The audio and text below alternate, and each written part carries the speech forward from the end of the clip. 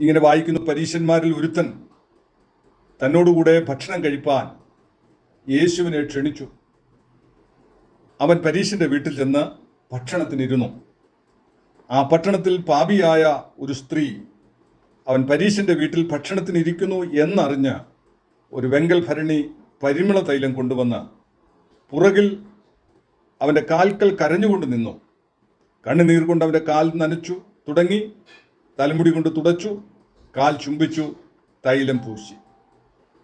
യേശു ക്രിസ്തുവിൻ്റെ പരസ്യ ശുശ്രൂഷയോടുള്ള ബന്ധത്തിൽ ഈ സംഭവം മത്തായിയുടെ സുവിശേഷത്തിലും മർക്കോസിൻ്റെ സുവിശേഷത്തിലും ഇപ്പോൾ നാം വായിച്ച ലൂക്കോസിൻ്റെ സുവിശേഷത്തിലും യോഹന്നാൻ്റെ സുവിശേഷത്തിലും ഈ ഭാഗം അത് രേഖപ്പെടുത്തിയിട്ടുണ്ട്. എന്നാൽ മത്തായിയുടെയും മർക്കോസിൻ്റെയും സുവിശേഷത്തിൽ രേഖപ്പെടുത്തിയിരിക്കുന്ന കാര്യങ്ങൾ അത് ഏകദേശം ഒരേ കാര്യം തന്നെയാണ്. എന്നാൽ ലൂക്കോസിൻ്റെ സുവിശേഷത്തിൽ രേഖപ്പെടുത്തിയിരിക്കുന്ന ഈ വിഷയം അത് മറ്റു രണ്ട് വിഷയവുമായിട്ട് ബന്ധമില്ലാത്ത വിഷയമാണ്.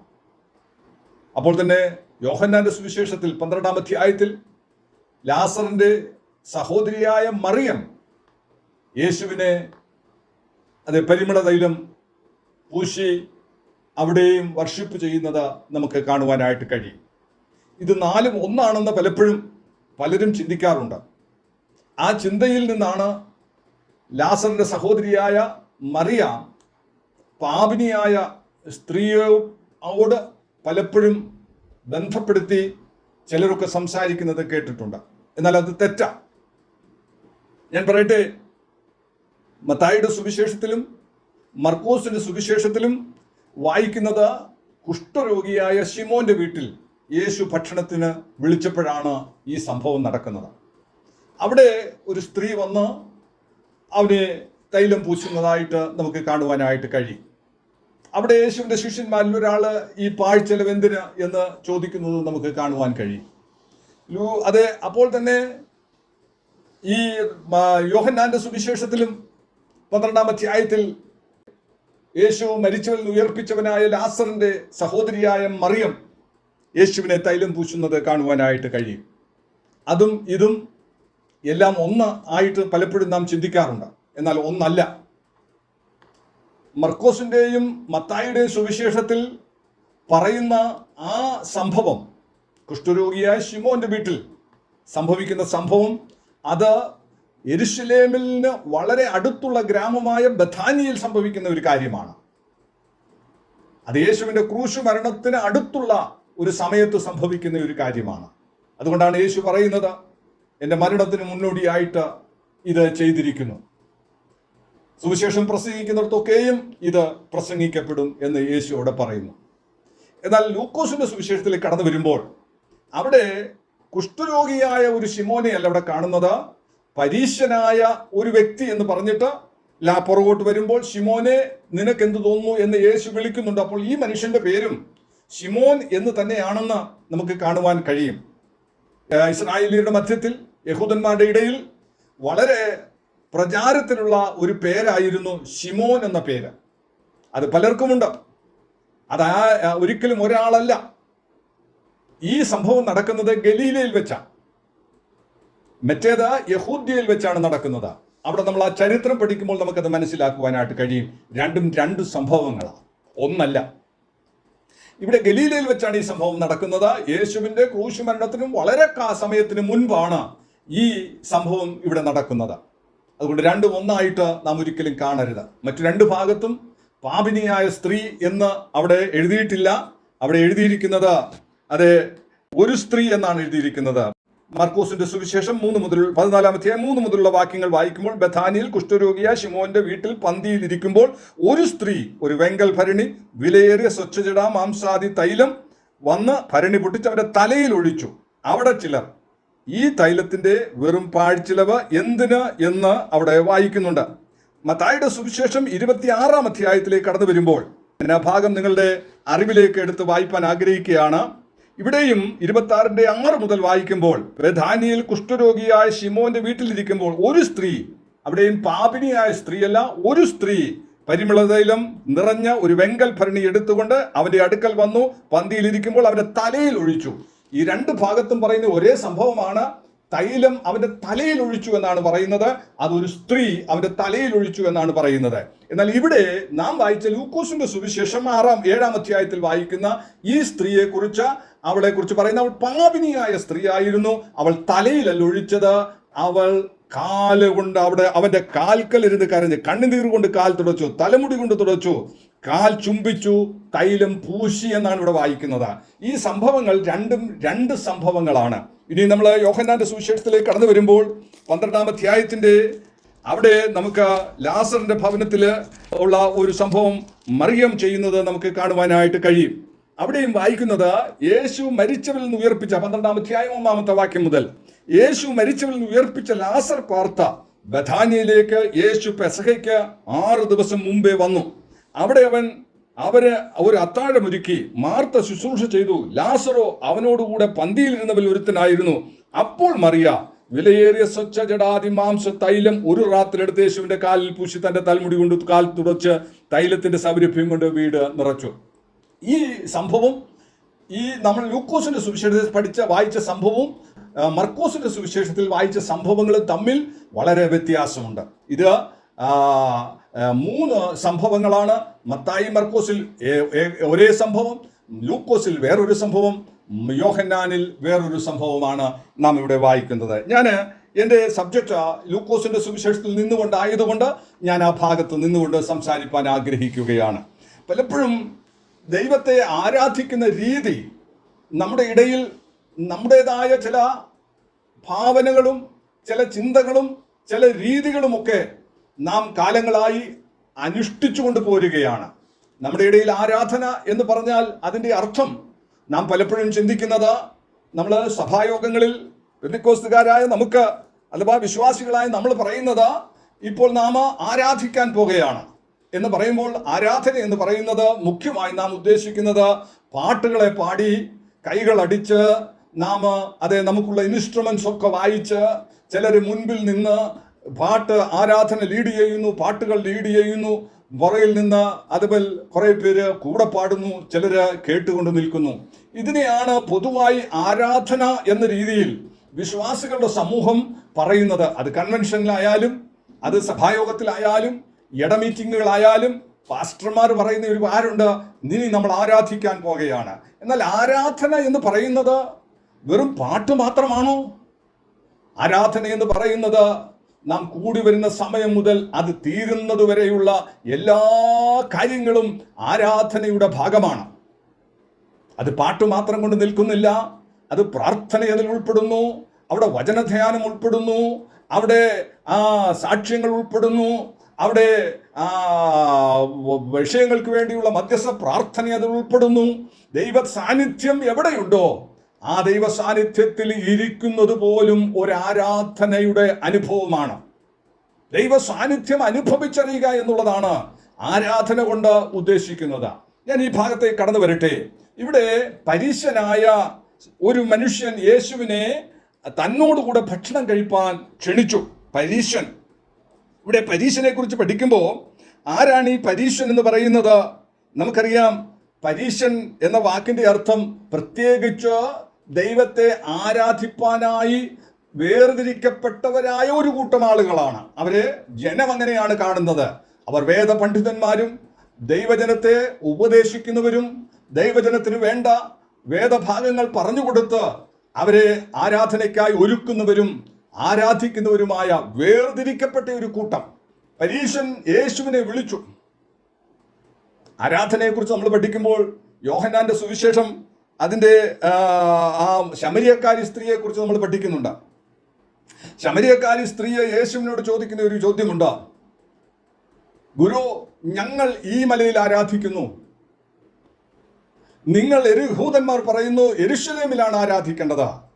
സത്യത്തിലുള്ള ആരാധന എന്താണ് എന്ന് ആ സ്ത്രീയെ ചോദിക്കുമ്പോൾ യേശു കൊടുക്കുന്ന മറുപടി, ആ മലയിലുമല്ല, ഈ മലയിലുമല്ല, യെരൂശലേമിലുമല്ല, ദൈവം ആത്മാവാകുന്നു.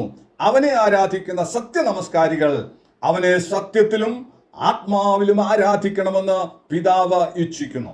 നാം ആയിരിക്കുന്ന സ്ഥലത്ത് നാം ദൈവത്തെ ആരാധിക്കുമ്പോൾ നാം മാനുഷികമായ നിലയിൽ നമുക്ക് ദൈവത്തെ ആരാധിക്കാം, കൈകൾ അടിച്ച് ശബ്ദമുണ്ടാക്കി ആരാധിക്കാം. എന്നാൽ നമ്മുടെ ആത്മാവ് ആ ആരാധനയിൽ ലയിക്കുന്നില്ലെങ്കിൽ, പങ്കുചേരുന്നില്ലെങ്കിൽ നമ്മുടെ ആരാധന വ്യർത്ഥമാണ്. എന്ന് പറഞ്ഞാൽ ആരാധന എന്ന് പറയുന്നത് നമ്മുടെ ആത്മാവ് ദൈവമാകുന്ന ആത്മാവുമായിട്ടുള്ള ബന്ധത്തിൽ അത് ഇടപെടുമ്പോഴാണ് ആരാധന വെളിപ്പെടുന്നത്. ചിലർ പറയുന്നത് അന്യഭാഷ ഒരുപാട് ഉച്ചത്തിൽ പറഞ്ഞാൽ ആരാധനയായെന്നാണ്. ഇന്ന് സൂം മീറ്റിംഗിൽ പങ്കെടുത്തപ്പോൾ അത് ലീഡ് ചെയ്ത ഒരു വ്യക്തി പറയുന്നത് കേട്ടു, ഇപ്പോൾ നാം എല്ലാവരും അന്യഭാഷ പറഞ്ഞ് ആരാധിക്കും, അന്യഭാഷ പറയണം. അപ്പോൾ എല്ലാവരും അങ്ങോട്ട് അന്യഭാഷ പറയാൻ തുടങ്ങി.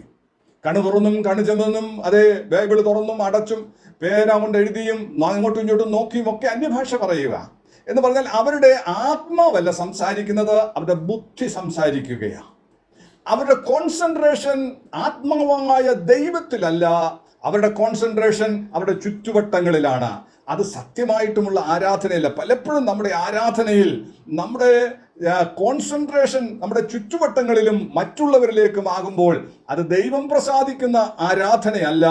നമ്മുടെ ആത്മാവ് ദൈവമാകുന്ന ആത്മാവുമായിട്ട് ബന്ധപ്പെടുമ്പോഴാണ് ശരിയായിട്ടുള്ള ആത്മാവിലുള്ള ആരാധന വെളിപ്പെടുന്നത്. അതാണ് ശരിക്കുമുള്ള ആരാധന. അങ്ങനെ ആരാധിക്കുന്ന ദൈവമക്കൾക്കായി ഞാൻ ദൈവത്തെ സ്തുതിക്കുകയാണ്. ഇവിടെ പ്രത്യേകിച്ച് നാം ദൈവത്തെ ആരാധിപ്പാൻ പ്രത്യേകിച്ച് രണ്ട് പ്രധാന കാരണങ്ങളാണ്. ഒരുപാട് കാരണങ്ങളുണ്ട്. പ്രധാനമായും രണ്ട് കാരണങ്ങളാണ് ദൈവത്തെ ആരാധിപ്പാൻ ആയിട്ടുള്ളത്.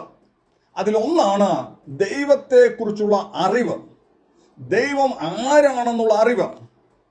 ദൈവം ഞാനുമായിട്ടുള്ള ബന്ധത്തിൽ ഈ ദൈവം ആരാണ് എന്നുള്ള പൂർണ്ണമായ ഒരു അറിവ് നമുക്കുണ്ടാകുമ്പോഴാണ് നാം ആ ദൈവത്തെ ആരാധിക്കുവാനായിട്ട് കടന്നു വരുന്നത്. ഈ ദൈവം എൻ്റെ സൃഷ്ടാവാണ്. സൃഷ്ടാവെന്ന നിലയിൽ ഞാൻ ആ ദൈവത്തെ ആരാധിക്കുന്നു. അത് കഴിഞ്ഞാൽ പിന്നീട് ഈ കർത്താവിനെ അഥവാ തൻ്റെ പുത്രനായ ക്രിസ്തു എൻ്റെ രക്ഷകനാണ് എന്നുള്ള ബോധ്യം നമുക്ക് ലഭിക്കുമ്പോൾ ആ അറിവിൽ നാം അറിയാതെ നമ്മുടെ ആത്മാവ് കൊണ്ട് നാം ദൈവത്തെ ആരാധിക്കുന്നു. അവിടെ മറ്റ് ഭൗതികമായ യാതൊരു കണക്ഷനുമില്ല.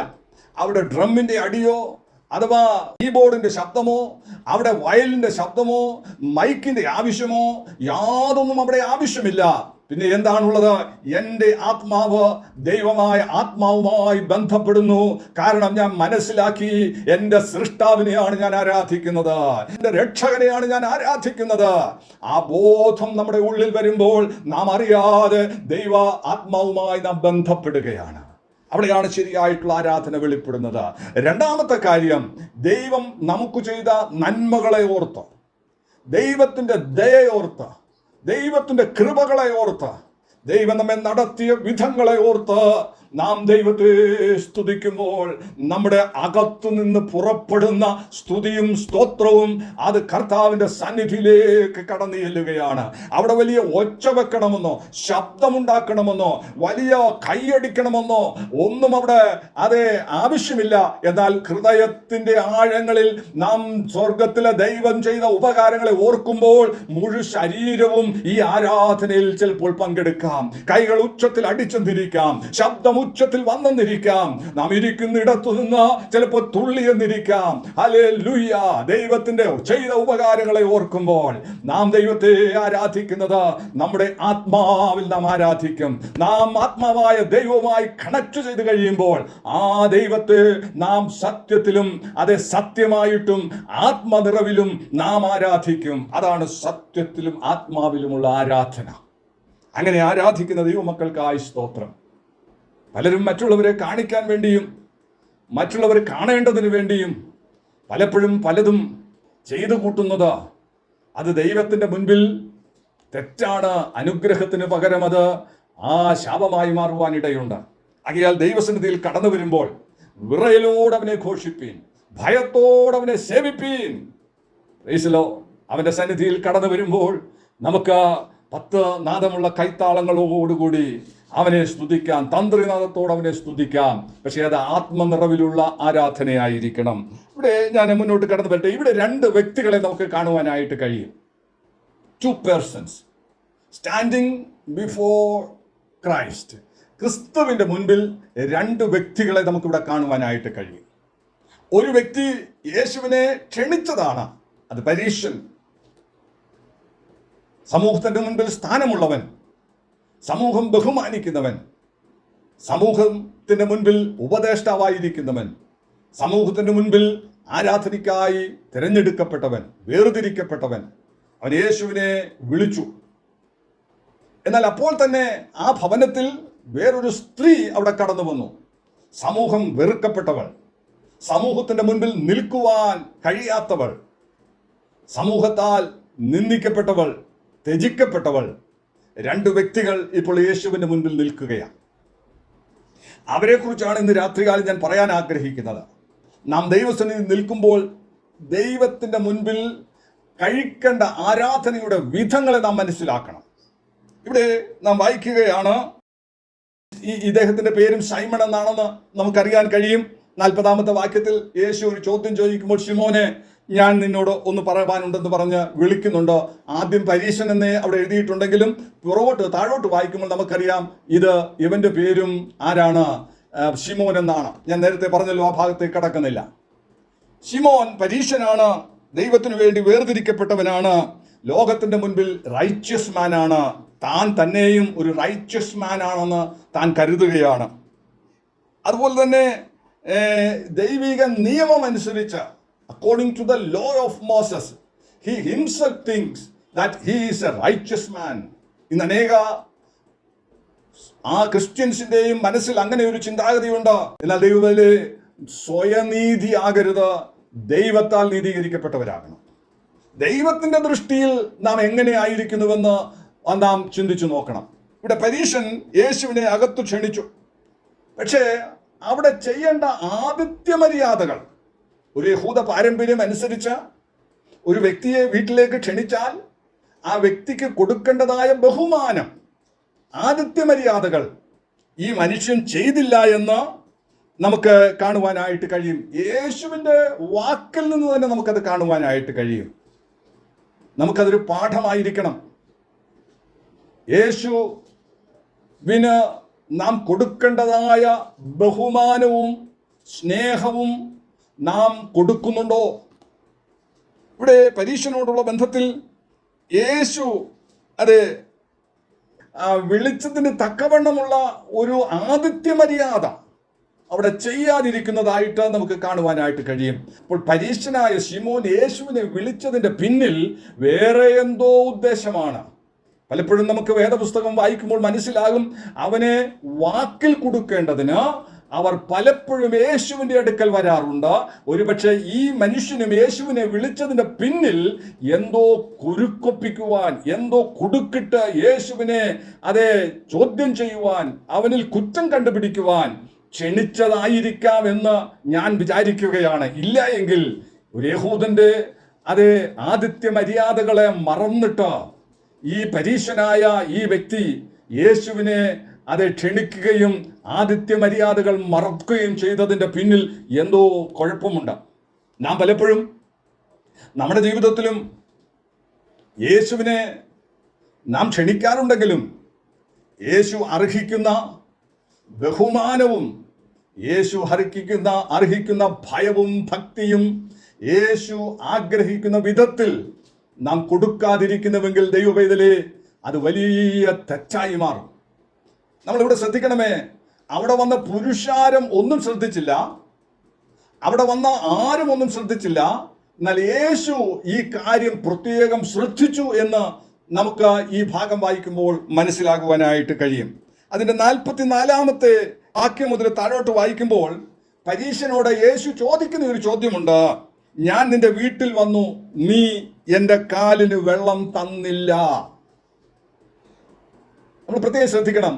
നമ്മൾ വളരെ ഈസിയായിട്ട് ഇഗ്നോർ ചെയ്യുന്ന പല വിഷയങ്ങളുമുണ്ട്. അത് ആരാധനയിലാകട്ടെ, പ്രാർത്ഥനയിലാകട്ടെ, ഭവനത്തിലാകട്ടെ, ദൈവവുമായിട്ടുള്ള ബന്ധത്തിൽ പലപ്പോഴും നാം പല കാര്യങ്ങളും സാരമില്ല എന്ന് പറഞ്ഞ് ഇഗ്നോർ ചെയ്യുന്നുണ്ട്. എന്നാൽ ഒരു കാര്യം ശ്രദ്ധിക്കണം, ചെറിയ കാര്യങ്ങളെ പോലും ശ്രദ്ധിക്കുന്ന ഒരു കർത്താവിൻ്റെ മുൻപിലാണ് ഞാൻ നിങ്ങളുമായിരിക്കുന്നത്. കർത്താവ് മത്തായിയുടെ സുവിശേഷത്തിൽ പറയുന്നുണ്ട്, നിങ്ങൾ പറയുന്ന നിസാര വാക്കിന് പോലും ന്യായവിധി ദിവസത്തിൽ കണക്ക് ബോധിപ്പിക്കേണ്ടി വരും. നാം പലപ്പോഴും നമ്മുടെ വായിൽ നിന്ന് പോലും നമ്മുടെ ചിന്തയിൽ കൂടെ സാരമില്ല എന്ന് പറഞ്ഞ് നിസ്സാരമായി തള്ളിക്കളയുന്ന, പറഞ്ഞു കൂട്ടുന്ന അതെ സംസാരത്തിനും നിസ്സാരമാക്കിന് പോലും ദൈവം ശ്രദ്ധിക്കുന്നുണ്ട്, അത് കണക്ക് കൂട്ടി വെക്കുന്നുണ്ട്. അപ്പോൾ ദൈവസന്നിധിയിൽ നാം പ്രവാസകാലം, അതുകൊണ്ടാണ് പത്രോസ്ലീഹ പറയുന്നത്, പിതാവായ ദൈവത്തെ നിങ്ങൾ മുഖം നോക്കാതെ ന്യായം വിധിക്കുന്നവരെ നിങ്ങൾ പിതാവെന്ന് വിളിക്കുന്നുവെങ്കിൽ നിങ്ങളുടെ പ്രവാസകാലം ഭയത്തോടെ കഴിപ്പീൻ. അപ്പോൾ നമ്മുടെ ദൈനംദിനമുള്ള ആത്മീയ ജീവിതം, നമ്മുടെ നടപ്പ്, നമ്മുടെ ചിന്തകൾ എല്ലാം ഒരു വിധത്തിൽ നാം ഭയത്തോടെ ശ്രദ്ധയോടെ കഴിക്കണം. ഇല്ല എങ്കിൽ അത് നമുക്ക് ന്യായവിധിക്ക് യോഗ്യനായി തീരുവാനിടയായി തീരും. സ്വർഗത്തിലെ ദൈവം നമ്മെ നോക്കുമ്പോൾ നാം എങ്ങനെയാണ് നമ്മുടെ പ്രവാസകാലം കഴിക്കുന്നത്? ഇവിടെ യേശു സകലതും ശ്രദ്ധിക്കുന്നുണ്ട്, എല്ലാം ശ്രദ്ധിക്കുന്നുണ്ട്. പരീശനായ ശിമോനോട് പറയുന്നു, ഞാൻ നിന്റെ വീട്ടിൽ വന്നു, നീ ആതിഥ്യ മര്യാദ അനുസരിച്ചുള്ള എൻ്റെ കാൽ കഴുകിയില്ല.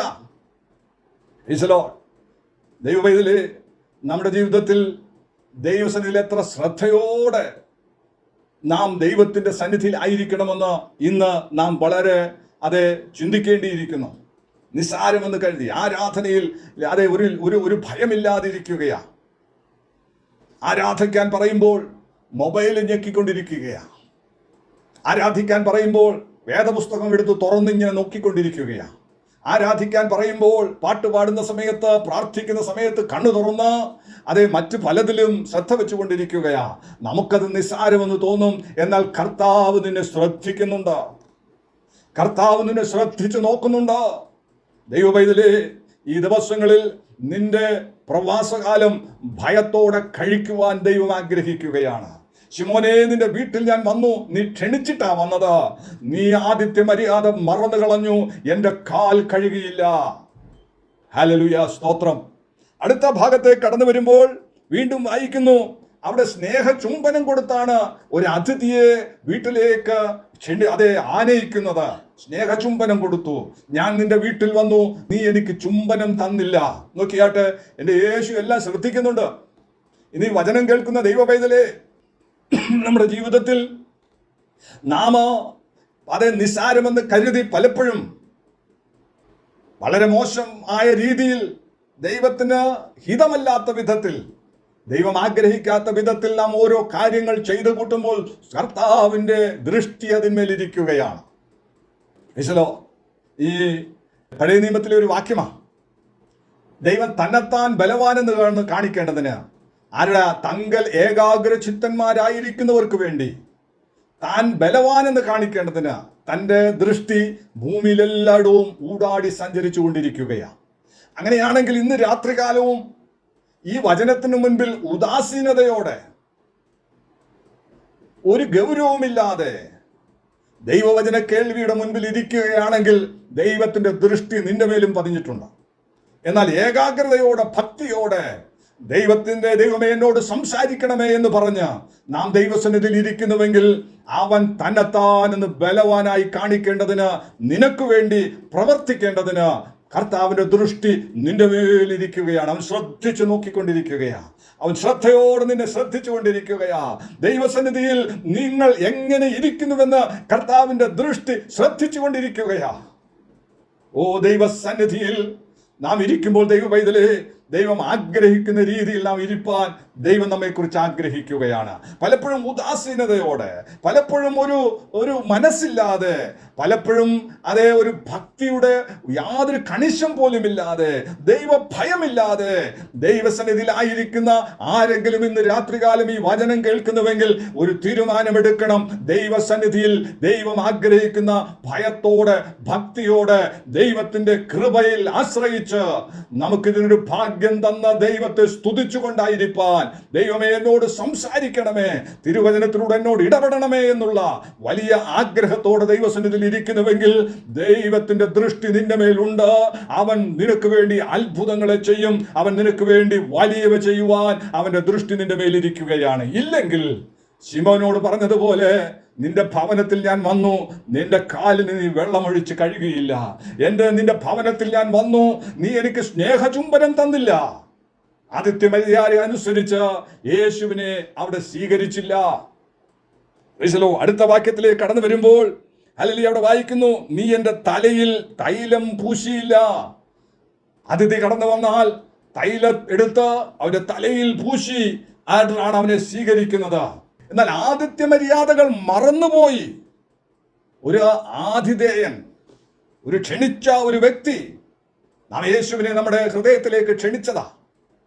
യേശു വലിഞ്ഞു കയറി വന്നതല്ല. യേശുവേ വരണമേ, എൻ്റെ ഉള്ളിലേക്ക് വരണമേ, ഞാൻ നിന്നെ എൻ്റെ രക്ഷിതാവും കർത്താവുമായി സ്വീകരിക്കുന്നു എന്ന് പറഞ്ഞ, നിന്റെ പാപങ്ങൾക്ക് പരിഹാരം വരുത്തി കാൽവരി ക്രൂശിൽ യാഗമായി തീർന്ന യേശു ക്രിസ്തുവിന്റെ പരമബലിയിൽ വിശ്വസിച്ച ദൈവ പൈതലേ, ആ യേശുവിന് അർഹിക്കുന്ന റെവറൻസ് ഈ ദിവസങ്ങളിൽ നീ കൊടുക്കുന്നുണ്ടോ? പ്രത്യേകിച്ച് പെന്തിക്കോസുകാർക്ക് ഇന്ന് യേശു ഒരു കളിക്കൂട്ടുകാരനാ. ബൈബിളിന് വേണ്ട റെഫറൻസ് നമ്മൾ കൊടുക്കാറില്ല. ബൈബിളിന് വേണ്ട റെഫറൻസ് ഇത് ദൈവവചനമാ. മറ്റ് ജാതിക്കാരുടെ ഇടയിൽ അവരുടെ മതഗ്രന്ഥങ്ങൾക്ക് വലിയ ബഹുമാനം കൊടുക്കാറുണ്ട്. അത് വളരെ ഭക്തിയോടുകൂടിയാണ് അവരത് സൂക്ഷിച്ചു വെക്കുന്നത്. അതെന്നാൽ ദൈവവചനവും അല്ല താനും. എന്നാൽ സാക്ഷാൽ ദൈവവചനമായ നമ്മുടെ കയ്യിലിരിക്കുന്ന ഈ പുസ്തകത്തിന് വേണ്ടതായ ബഹുമാനം ഈ ദിവസങ്ങളിൽ നാം കൊടുക്കാറുണ്ടോ? നമ്മൾ പറയും ഇത് ബൈബിൾ സൊസൈറ്റി അടിച്ച ഒരു പുസ്തകമല്ലേ, ബൈബിൾ സൊസൈറ്റി പ്രിന്റ് ചെയ്ത് പരസ്യം ചെയ്തിരിക്കുന്ന പുസ്തകമല്ലേ? അതെ, ആ പുസ്തകം തന്നെയാണ്. എന്നാൽ ഇതിനകത്ത് എഴുതിയിരിക്കുന്നത് ദൈവശാസ്ത്രീയമായ വചനമാണ്. ഈ വചനമാണ് എന്നെ നിങ്ങളെ രൂപാന്തരപ്പെടുത്തിയത്. ഈ വചനമാണ് എന്നെ നിങ്ങളെയും ഇന്നും ആശ്വസിപ്പിക്കുന്നത്. ഈ വചനമാണ് നാളേക്കുള്ള പ്രത്യാശ തന്ന് എന്നെ നിങ്ങളെയും നടത്തുന്നത്. ഈ വചനം ഇതേ നമ്മുടെ കയ്യിൽ കിട്ടുവാൻ തക്കവണ്ണം സ്വർഗത്തിലെ ദൈവം ചെയ്ത പ്രവർത്തികളെ ഓർക്കുമ്പോൾ നമുക്ക് എങ്ങനെ ഇതിന് ബഹുമാനം കൊടുക്കുവാതിരിക്കുവാൻ കഴിയും? ദൈവവചനത്തെ ബഹുമാനിക്കുക എന്ന് പറഞ്ഞാൽ അതിന്റെ അർത്ഥം ദൈവത്തെ ബഹുമാനിക്കുക. കാരണം വചനം ദൈവമായിരുന്നു. അതുകൊണ്ട് പുസ്തകം കൊണ്ടുവച്ച് പൂജിക്കണമെന്നോ പുസ്തകത്തെ ആരാധിക്കണമെന്നോ അല്ല അർത്ഥമാക്കുന്നത്. നമ്മുടെ കയ്യിലിരിക്കുന്ന വേദപുസ്തകത്തിന് അതിൻ്റെതായ ഒരു ബഹുമാനമുണ്ട്. നമ്മെ വീണ്ടെടുത്ത കർത്താവിന് അതിൻ്റെതായ ഒരു ബഹുമാനമുണ്ട്, ഒരു ഭക്തിയുണ്ട്, ഒരു റെവറൻസ് നമ്മൾ കൊടുക്കണം. ഹല്ലേലൂയ. ദൈവം നമ്മളെക്കുറിച്ച് ആഗ്രഹിക്കുന്നത്, ദൈവം ആഗ്രഹിക്കുന്ന രീതിയിൽ നാം ദൈവത്തെ ബഹുമാനിക്കണം, ദൈവത്തെ സ്നേഹിക്കണം, ദൈവത്തോട് കൂടെയായിരിക്കണം. ഹാനോക്ക് ദൈവത്തോട് കൂടെ നടന്നു. 365 വർഷമാ ഹാനോക്കിന്റെ ആയുസ്. 65 വയസ്സ് കഴിഞ്ഞപ്പോൾ തുടങ്ങിയ നടപ്പ 300 വർഷക്കാലം ദൈവത്തോട് കൂടെ നടന്നു. ഒരു മനുഷ്യൻ ദൈവത്തോട് കൂടെ നടക്കുക എന്ന് പറഞ്ഞാൽ അതിന്റെ അർത്ഥം എന്താണ്? ദൈവത്തിന് ഇഷ്ടമുള്ളത്, ദൈവവുമായിട്ടുള്ള സംഭാഷണം, ദൈവത്തിന് ഇഷ്ടമുള്ളത് ചെയ്തുകൊണ്ട്, ദൈവഹിതപ്രകാരം ജീവിച്ചുകൊണ്ട്, കർത്താവിന്റെ കാൽച്ചുവടുകളെ പിന്തുടർന്നുകൊണ്ട് ദൈവത്തിന്റെ സന്നിധിയിൽ നടന്ന് നടന്ന് നടന്ന് അവൻ ദൈവസന്നിധിയിലേക്ക് എടുക്കപ്പെട്ടു. രണ്ടുപേർ ചേർന്ന് നടക്കുമ്പോൾ, നമ്മളൊരു കൂട്ടുകാരനുമായി നടക്കുമ്പോൾ എന്നോടൊരാൾ നടക്കാൻ വന്നാൽ ആ മനുഷ്യൻ സിഗരറ്റ് വലിക്കുന്ന ഒരാളാണെങ്കിൽ എനിക്ക് ആ ആളുടെ കൂടെ നടപ്പാൻ സാധ്യമല്ല. കാരണം എനിക്ക് സിഗരറ്റിന്റെ പുക ഇഷ്ടമല്ല, അതിന്റെ ഗന്ധം ഇഷ്ടമല്ല. മദ്യത്തിന്റെ ഗന്ധം എനിക്ക് ഇഷ്ടമല്ല, ഞാൻ മദ്യപാക്കില്ല. അപ്പോൾ അങ്ങനെ ഒരാളുടെ കൂടെ എനിക്ക് അധിക ദൂരം നടക്കുവാൻ കഴിയുകയില്ല. അങ്ങനെ ഒരാളുടെ കൂടെ എനിക്ക് അധിക നേരം ഇരിപ്പാൻ കഴിയുകയില്ല. എന്നാൽ 300 വർഷക്കാലം ദൈവത്തോട് കൂടെ നടക്കുക എന്ന് പറഞ്ഞാൽ അതിന്റെ അർത്ഥം ദൈവത്തിന്റെ ഇഷ്ടമെന്തെന്ന് തിരിച്ചറിഞ്ഞ് മനസ്സ് പുതുക്കി രൂപാന്തരപ്പെടുത്തി തന്നെ ദൈവത്തോടെ സ്വഭാവത്തോട് അനുരൂപമാക്കുന്ന വിധത്തിൽ ദിനം പ്രതി തന്നിൽ തന്നെ ചേഞ്ചസ് വരുത്തി ദൈവഹിതം ഇന്നതെന്ന് തിരിച്ചറിഞ്ഞ് ദൈവത്തോട് കൂടെ നടക്കുവാൻ ദൈവം നമ്മെക്കുറിച്ച് ആഗ്രഹിക്കുകയാണ്. നമ്മുടെ ഈ ആയുഷ്കാലം 4 വിരൽ നീളമെന്ന സങ്കീർത്തനക്കാരൻ പറയുന്നത്. മോശ പറയുന്നു 70 ഏറെയായാൽ 80. അതിന്റെ പ്രതാപം പ്രയാസവും ദുഃഖം അത്രേ, അത് വേഗം തീരും, നമ്മൾ പറന്നു പോകും. ഇത്രയും ആയുസാണ് നമുക്കുള്ളത്. ദിവസം കണക്ക് കൂട്ടിയാൽ വളരെ ചുരുങ്ങിയ ദിവസമാണ് ഒരു മനുഷ്യന്റെ ഈ ഭൂമിയിലെ ആയുസ് എന്ന് പറയുന്നത്. എന്നാൽ ഇത് കഴിഞ്ഞിട്ട് നാം കർത്താവിനോടുകൂടി കോടാനുകോടി യുഗങ്ങൾ, അനന്തകാൽ അഥവാ നിത്യതയോളം നാം കർത്താവിനോടുകൂടെ കഴിയേണ്ടവരാണ്. അതുകൊണ്ട് ക്രിസ്തുവിൻ്റെ ഭാവം, ക്രിസ്തുവിൻ്റെ സ്വഭാവം നാം ദിനം പ്രതി അതിന് അനുരൂപപ്പെട്ടുകൊണ്ട് നാം ഈ ദിവസങ്ങളിൽ ആയിരിക്കാൻ ദൈവം നമ്മെക്കുറിച്ച് ആഗ്രഹിക്കുന്നു. അവൻ നമ്മുടെ നിസ്സാരമായ എല്ലാ കാര്യങ്ങളിലും ശ്രദ്ധ വെക്കുന്നവനാണ്. ശിമോനെ, നിന്റെ വീട്ടിൽ വന്നപ്പോൾ നീ ക്ഷണിച്ചിട്ടാണ് ഞാൻ വന്നത്. ആചാരപ്രകാരം നീ എൻ്റെ കാൽ കഴുകിയില്ല. ആചാരപ്രകാരം നീ എനിക്ക് ചുംബനം തന്നില്ല. ആചാരപ്രകാരം ആദിത്യ മര്യാദ അനുസരിച്ച് നീ എൻ്റെ തലയിൽ എണ്ണ തേച്ചില്ല. ദൈവം നോക്കുമ്പോൾ അവിടെ ശിമോനെ കുറിച്ച് നല്ലതൊന്നും പറയാനില്ല. പക്ഷെ ശിമോൻ ആരുടെ മുൻപിലാണ് നിൽക്കുന്നത്? പരീശനായ ശിമോൻ യേശുവിന്റെ മുൻപിലാണ് നിൽക്കുന്നത്. നമ്മിൽ പലരും ദൈവസന്നിധിയിൽ നിൽക്കുന്നുണ്ട്. പക്ഷേ ദൈവത്തിന്റെ ദൃഷ്ടി അഗ്നിജാലക്കത്തുള്ള കണ്ണുകൊണ്ട് താൻ നമ്മെ നോക്കുമ്പോൾ നാം കുറവുള്ളവനായി കാണരുത്. വെളിപ്പാട് പുസ്തകത്തിലെ 7 സഭയിൽ 6 സഭകളോടും പരിശുദ്ധാത്മാവിന്റെ പ്രേരണയാൽ യോഹന്നാൻ അപ്പോസ്തലൻ യേശുവിന്റെ വായിൽ നിന്ന് പുറപ്പെട്ട ആ വചനങ്ങൾ എഴുതി വെച്ചിട്ടുണ്ട്. കുറവുള്ളവൻ, നിന്നിൽ ഞാൻ ഒരു കുറവ് കാണുന്നു. കുറവുകളെ നിരത്തി വെച്ച് കാണിച്ചു തരുന്ന ദൈവത്തിന്റെ സാന്നിധ്യം ഇന്ന് നമ്മുടെ മധ്യത്തിലുണ്ട്. ആകയാൽ ഇന്ന് നമ്മുടെ കുറവുകൾ ഏതെന്ന് കണ്ടുപിടിച്ച് അതിൽ നിന്ന് മാനസാന്തരപ്പെട്ട് വീണ്ടും ദൈവത്തിന്റെ ഹിതമെന്തെന്ന് തിരിച്ചറിഞ്ഞ് അവൻ ഇഷ്ടമുള്ളത് ചെയ്തുകൊണ്ട് മുന്നേറുവാൻ ദൈവപൈതലേ, ദൈവത്തിന്റെ പരിശുദ്ധാത്മാവ് ഇന്ന് ബുദ്ധി ഉപദേശിക്കുകയാണ്. സ്വയനീതിമാൻ എന്നുള്ള ധാരണ വിട്ടിട്ട് ഇന്ന് ഈ അപ്പോസ്തലന്മാരെ 12 അപ്പോസ്തലന്മാരെ കുറിച്ച് യേശുവിൻ്റെ അന്ത്യ അത്താഴത്തെ സമയത്ത് യേശു വെളിപ്പെടുത്തുന്ന ഒരു കാര്യമുണ്ട്. നിങ്ങളിൽ ഒരുത്തൻ എന്നെ കാണിച്ചു കൊടുക്കും എന്ന് പറയുമ്പോൾ ശിഷ്യന്മാർ ചോദിക്കുന്ന ഒരു ചോദ്യമുണ്ട്. നമ്മളെല്ലാവരുമാണ് അവിടെ ഇരുന്നതെങ്കിൽ നമ്മൾ ചോദിക്കും, യവനാണോ കർത്താവേ, യവനാണോ കർത്താവേ, അവനാണോ കർത്താവേ എന്ന് ചോദിക്കും. എന്നാൽ ഇവിടെ ഈ അപ്പോസ്തലന്മാർ ചോദിച്ച ചോദ്യം എനിക്ക് വളരെ ഇഷ്ടപ്പെട്ട ഒരു ചോദ്യമാ. കർത്താവേ, അത് ഞാനാണോ എന്നാണ് ചോദിച്ചത്. ഇന്ന് രാത്രികാലം ദൈവവചനം കേൾക്കുമ്പോൾ ഈ പറയുന്ന കാര്യത്തിൽ പറഞ്ഞിരിക്കുന്ന കുറവുകൾ കർത്താവേ എനിക്കാണോ ഉള്ളത് എന്ന് സ്വയം ചോദിക്കുന്നവർക്കായി ഞാൻ ദൈവത്തെ സ്തുതിക്കുന്നു. ഇത് ഞാനാണോ കർത്താവേ, ഞാനാണോ കർത്താവേ? ഓരോ ശിഷ്യന്മാരും യേശുവിനോട് ചോദിച്ച ചോദ്യമാണ്, ഞാനാണോ കർത്താവേ? നിന്നെ കാണിച്ചു ഒറ്റിക്കൊടുക്കുന്നവൻ ഞാനാണോ കർത്താവേ? മറ്റുള്ളവരുടെ മേൽ വിരൽ ചൂണ്ടി യവനായിരിക്കും എന്നല്ല പറഞ്ഞത്, അത് ഞാനാണോ എന്നുള്ള ചോദ്യമാണ്. നമ്മുടെ ജീവിതത്തിൽ നമുക്ക് സ്വയശോധന ചെയ്യണം ദൈവപൈതലേ. നമ്മുടെ കുറവുകളെ, നമ്മുടെ ബലഹീനതകളെ, നമ്മുടെ പോരായ്മകളെ വെളിപ്പെടുത്തുമ്പോൾ അത് മറ്റുള്ളവരുടേതാണെന്ന് പറഞ്ഞ് ഇഗ്നോർ ചെയ്യുകയല്ല.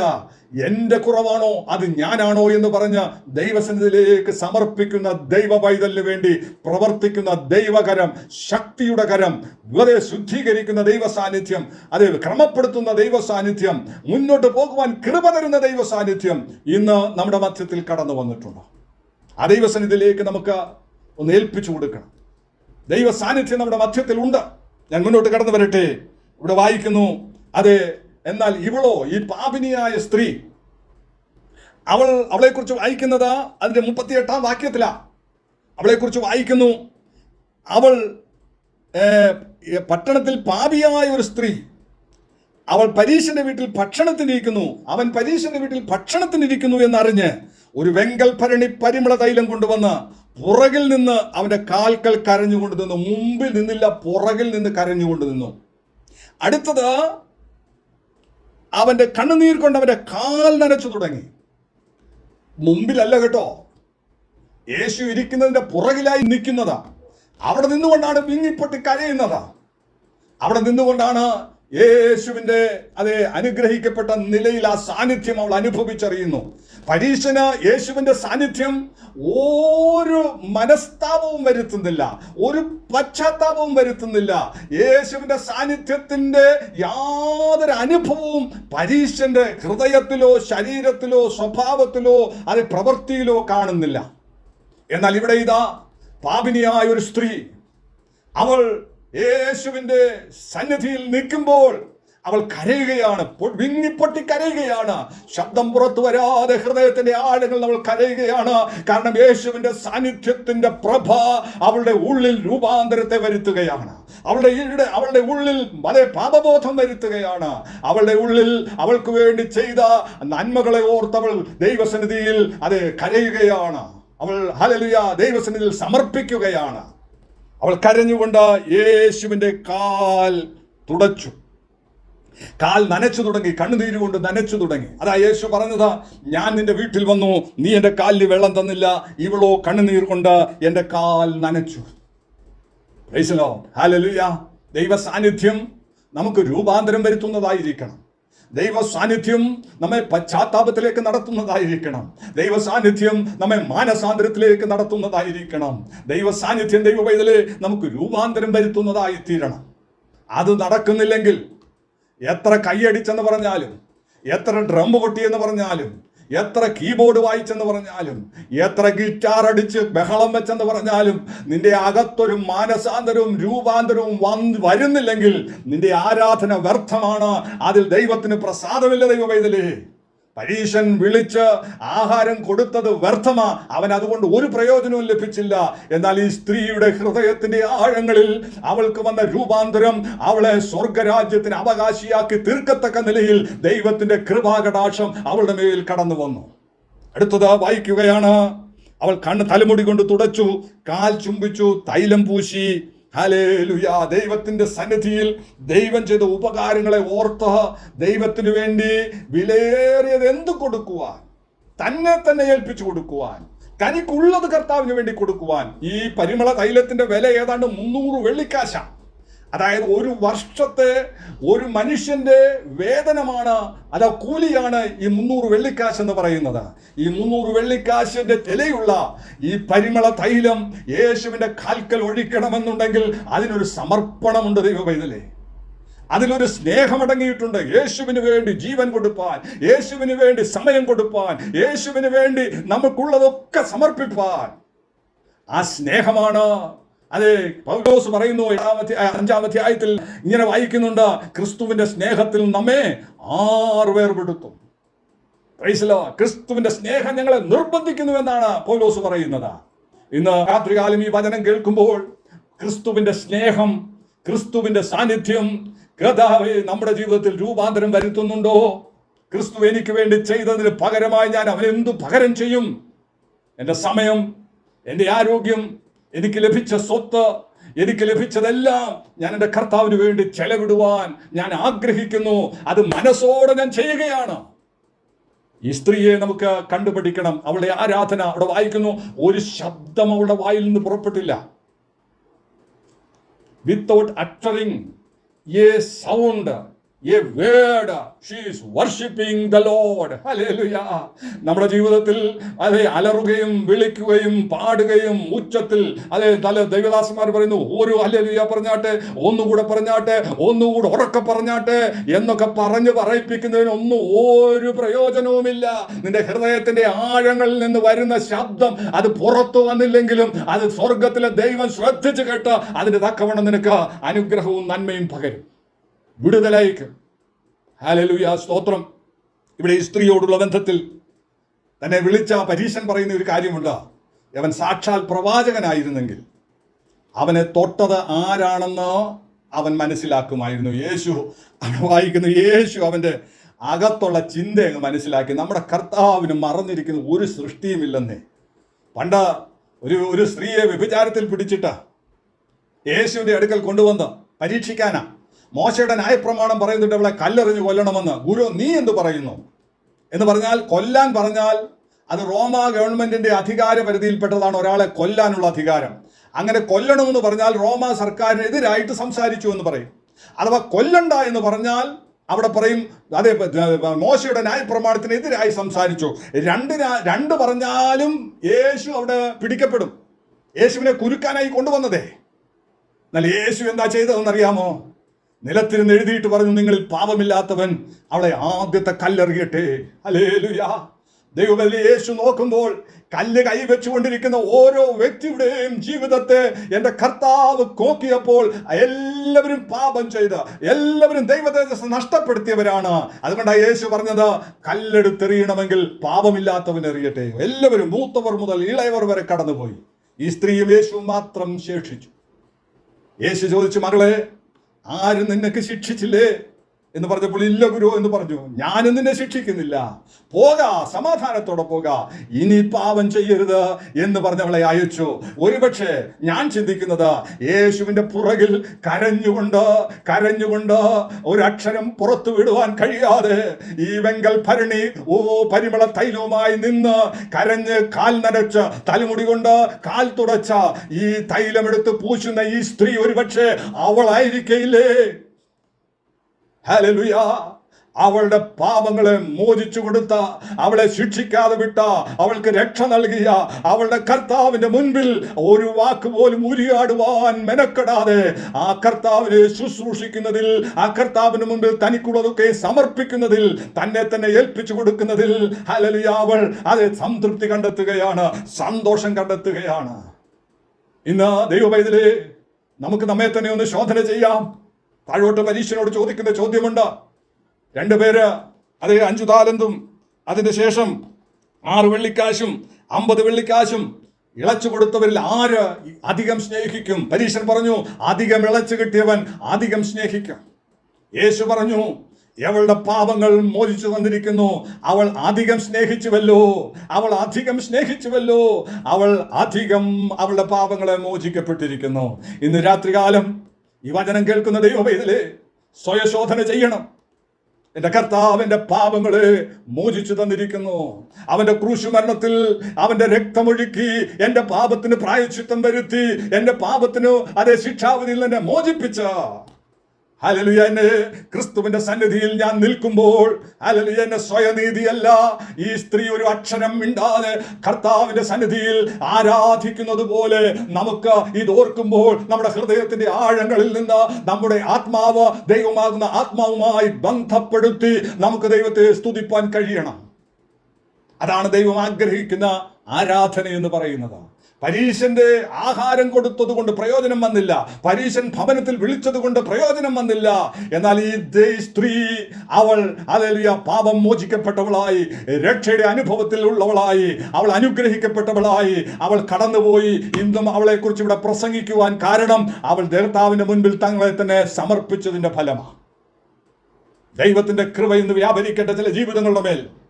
ഈ വചനം കേൾക്കുന്ന ദൈവപൈതലേ, നിനക്ക് സ്വയം പ്രശംസിപ്പാൻ ഒന്നുമില്ല.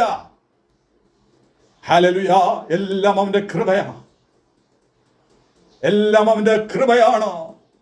കൃപയാലല്ലോ നിങ്ങൾ വിശ്വാസം മൂലം രക്ഷിക്കപ്പെട്ടിരിക്കുന്നത്, കൃപയാലല്ലോ യേശുക്രിസ്തു മൂലം നിങ്ങൾ നീതീകരിക്കപ്പെട്ടിരിക്കുന്നത്, കൃപയാലല്ലോ നമുക്ക് നിത്യ ജീവൻ ലഭിച്ചിരിക്കുന്നത്, കൃപയാലല്ലോ നമുക്കിനിയും ഈ വിശ്വാസ ജീവിതത്തിൽ ജീവിപ്പാൻ അവന്റെ കൃപയാണ് ആവശ്യം. ഹല്ലേലൂയ, സ്തോത്രം. അവന്റെ കൃപ കൃപ കൃപ അതാണ് എന്നെ നിങ്ങളെ നിലനിർത്തുന്നത് ദൈവപൈതലേ. അത് ഓർക്കുമ്പോൾ എങ്ങനെ കണ്ണു നിറയാതിരിക്കും? അത് ഓർക്കുമ്പോൾ എങ്ങനെ ഹൃദയം നിറയാതിരിക്കും? അത് ഓർക്കുമ്പോൾ എങ്ങനെ എൻ്റെ രക്ഷകനെ ഞാൻ ആരാധിക്കാതിരിക്കും? എങ്ങനെ ഓർക്കുമ്പോൾ ഞാൻ എങ്ങനെ എൻ്റെ കർത്താവിന് വേണ്ടി എന്തെല്ലാം കൊടുത്താലും മതിയാകയില്ലല്ലോ എന്ന് പറഞ്ഞ് നമ്മെ തന്നെ നമുക്കുള്ളതിനെ സമർപ്പിപ്പാൻ നമുക്ക് കഴിയും. ആ ദൈവത്തിന്റെ സാന്നിധ്യം ഇന്ന് നമ്മുടെ മധ്യത്തിലുണ്ട്. ആകയാൽ ആ ദൈവസന്നിധിയിലേക്ക് നമുക്ക് ഏൽപ്പിച്ചു കൊടുക്കാം. ഹല്ലേലൂയ. അവിടെ വായിക്കുന്നു, അവൾ അധികം സ്നേഹിച്ചു. അല്പം മോചിച്ചു കിട്ടിയവൻ അല്പം സ്നേഹിക്കുന്നുവല്ലോ. അവൾ അധികം സ്നേഹിച്ചു. ആരാധന എന്ന് പറയുന്നത് വല്ലതും കിട്ടിയത് കൊണ്ടല്ല ആരാധിക്കുന്നത്. നമ്മൾ പറയുന്നത് ആരാധിച്ചാൽ വിടുതൽ, ആരാധിച്ചാൽ സൗഖ്യം, ആരാധിച്ചാൽ, അപ്പോൾ സൗഖ്യത്തിന് വേണ്ടി ആരാധിക്കുന്നതാ, വിടുതലിന് വേണ്ടി ആരാധിക്കുന്നതാ.